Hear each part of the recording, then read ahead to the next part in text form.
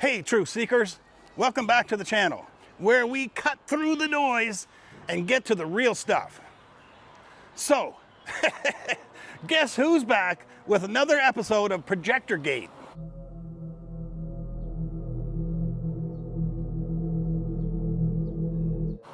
Yep, our pal, CMilk, Serpent ZA's trusty sidekick. He just dropped another video about that guy supposedly projecting anti-CCP messages on a building in Chongqing. 5 videos on this. I think they did 5 videos, including the China show. 5 at this point. I'm wondering if CMilk's got a projector fetish or if he's just milking this story for all it's worth. Now, I gotta give credit where credit's due. Thanks, CMilk, for dragging this fairy tale back into the spotlight. Because of you, I get to share some juicy new details from my friend, let's call him Brainiac, who's so analytical he probably fact checks his grocery list. This guy dove deep into Projectorgate, and spoiler alert, it's even more ridiculous than we thought. For those new here on this channel, Projectorgate is the wild tale of a guy allegedly beaming anti-China messages onto a Chongqing building like it's like the bat signal or something. And the Batman's outside. Let's get him. CMilk and Serpent ZA have been hyping it as the bravest, most daring thing in China watching history.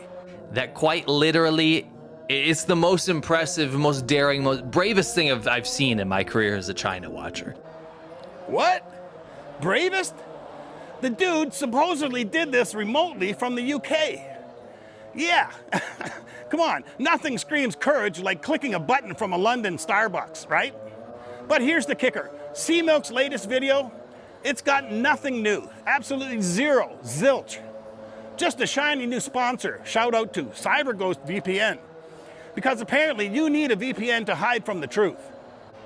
So, while CMilk's out here recycling old clips, my friend Brainiac decided to do some actual work.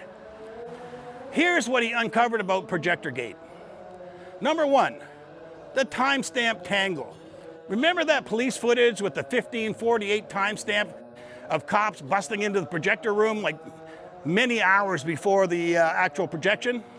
Yeah, CMilk and Serpent ZA quietly stopped using that angle in their last 2 videos. They use another angle now. Why? Because it screams something's fishy. It's like they're admitting the story's got more holes than a block of Swiss cheese. Number 2, font fiasco. Brainiac noticed the projected text doesn't even match the font on the discs they claim that were used. It's like trying to pass off Comic Sans as Times New Roman. Nobody's buying it. Number 3, projection problems. The columns in the projection, they're totally swapped. Brainiac says if the projection was reversed, the characters should be also, right? That makes sense? It's like projecting a Star Wars crawl, but accidentally flipping the Death Star upside down. Scrolling. A long time ago in a galaxy far, far away. Oops, wrong way. Number 4, location. Brainiac built this 3D model of the Chongqing buildings. Because of course he did, right? That's what he does. And he found that the projection angles don't add up. I mean, I said it looked like a Star Wars credit.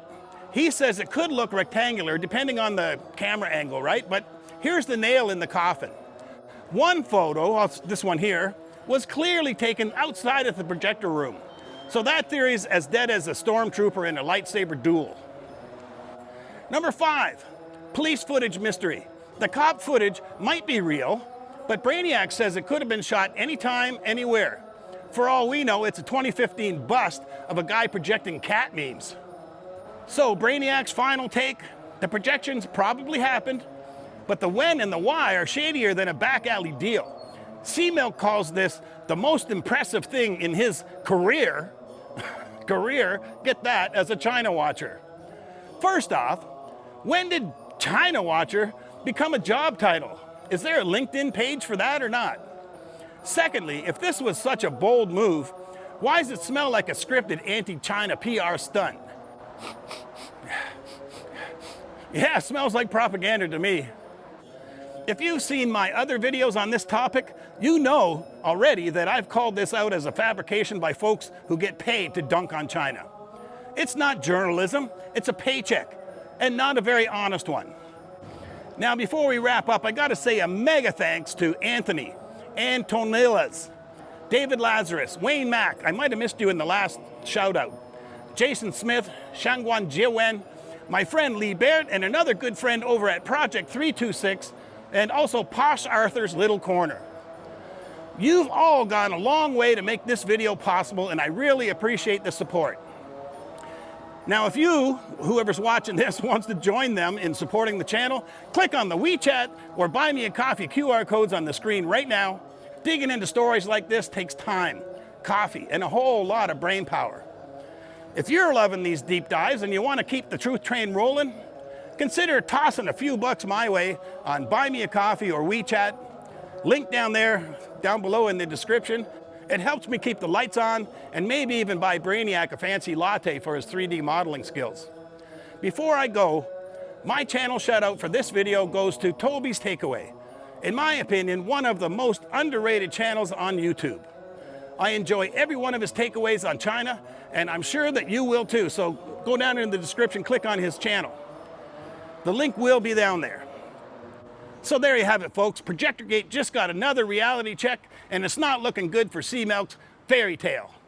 Big thanks to Brainiac for the sleuthing and to CMilk for giving us an excuse to revisit this mess. Keep your projectors off and your BS detectors on, Truth Seekers. Hit that like button down there, subscribe, and let me know in the comments what you think of this Chongqing charade. Until next time, stay curious. Peace!